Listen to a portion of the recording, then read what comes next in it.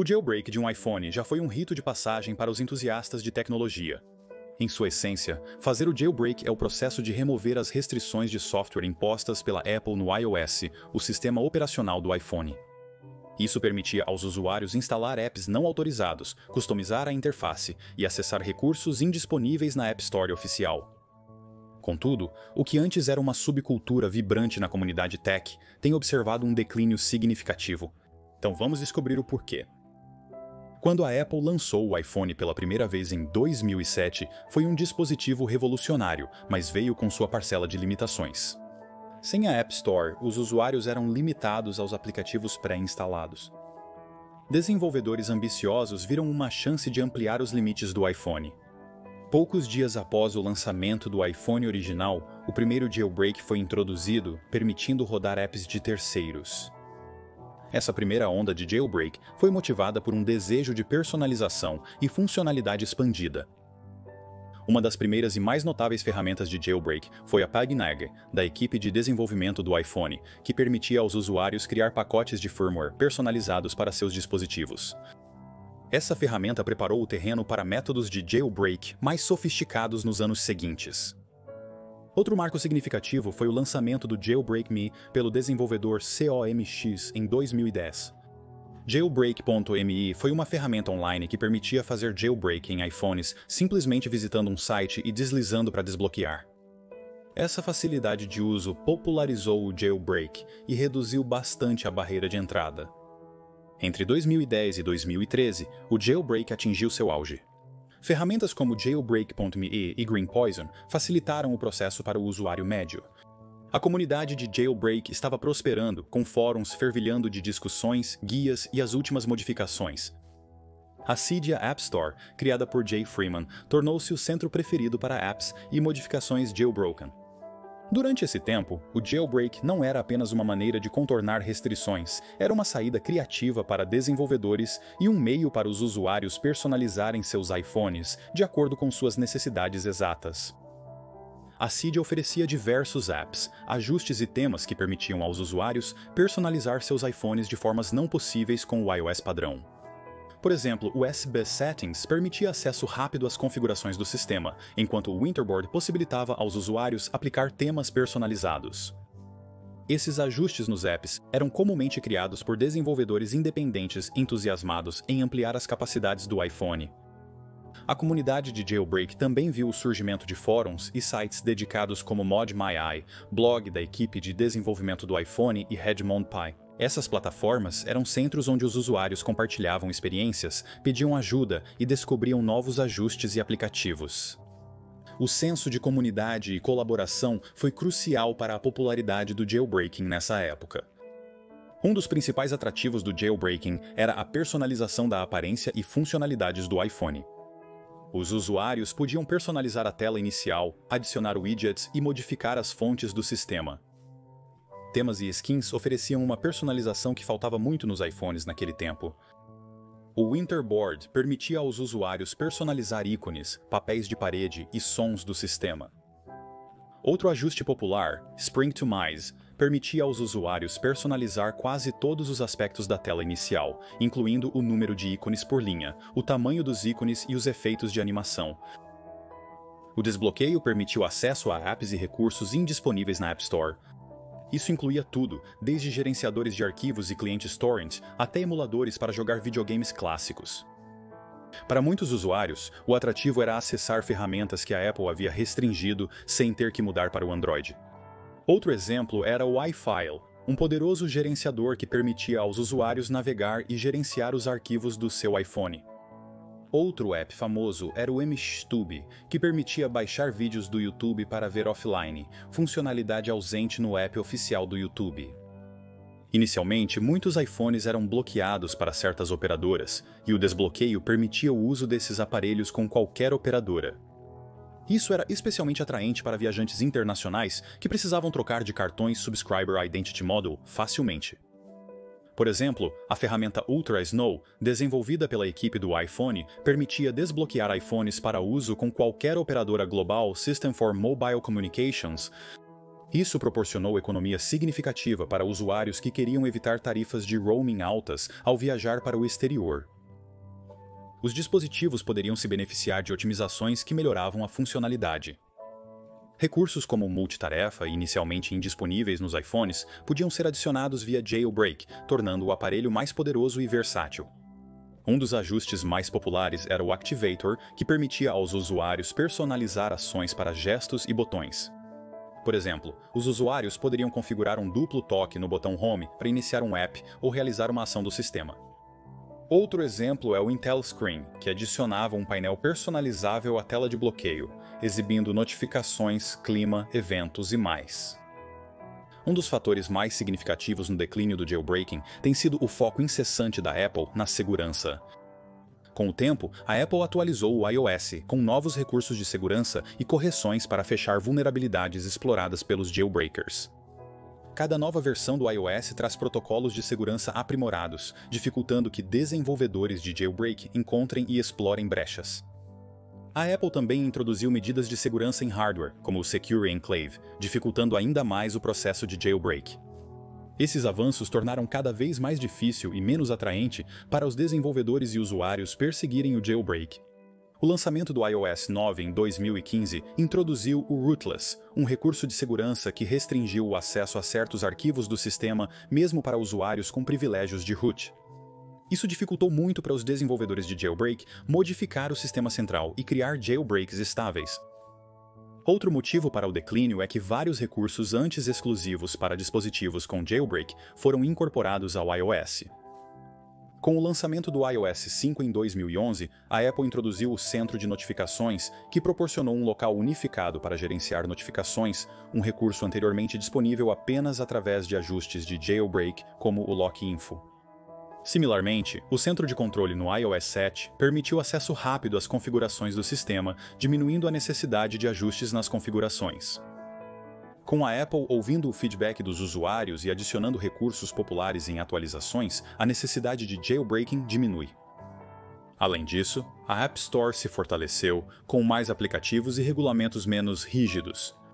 Recentemente, a Apple começou a permitir emuladores, reduzindo a necessidade de jailbreak para usuários do iPhone. Questões legais e éticas também contribuíram para o declínio do jailbreak. Fazer jailbreak, mesmo sendo legal em muitos países, frequentemente anula a garantia do aparelho e pode gerar vulnerabilidades de segurança. Além disso, há preocupações éticas quanto à pirataria, pois o jailbreak pode permitir o download gratuito de aplicativos pagos. Isso gerou uma visão negativa do jailbreak entre usuários e desenvolvedores.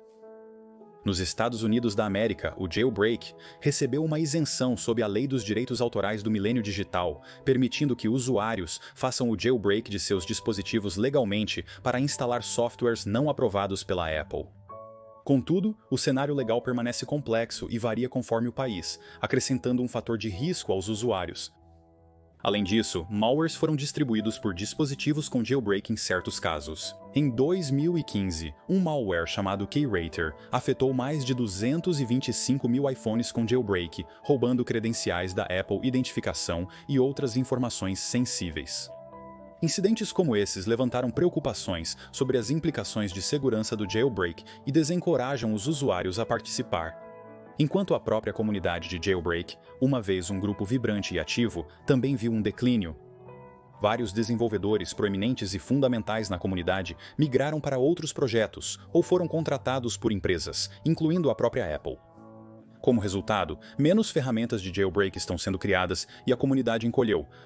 Comex, o criador do Jailbreak Me, foi contratado pela Apple em 2011.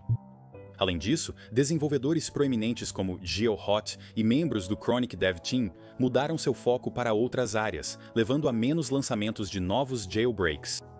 Além disso, o interesse do usuário mudou. Com os avanços do iOS, muitos usuários percebem que suas necessidades são supridas sem precisar fazer jailbreak. Logo, a mudança na relação risco-recompensa reduziu o número de pessoas dispostas a fazer jailbreak em seus dispositivos. Diversas ferramentas de jailbreak impactaram significativamente a comunidade e o ecossistema do iPhone. Ferramentas como Evasion e Pangu se destacaram pela facilidade de uso e ampla compatibilidade. Essas ferramentas frequentemente estimularam a inovação e a colaboração entre os desenvolvedores na comunidade. Evasion, lançado pela equipe Evaders em 2013, foi uma das ferramentas de jailbreak mais populares para o iOS 6. Ele suportava uma ampla gama de dispositivos e foi elogiado por sua simplicidade e confiabilidade.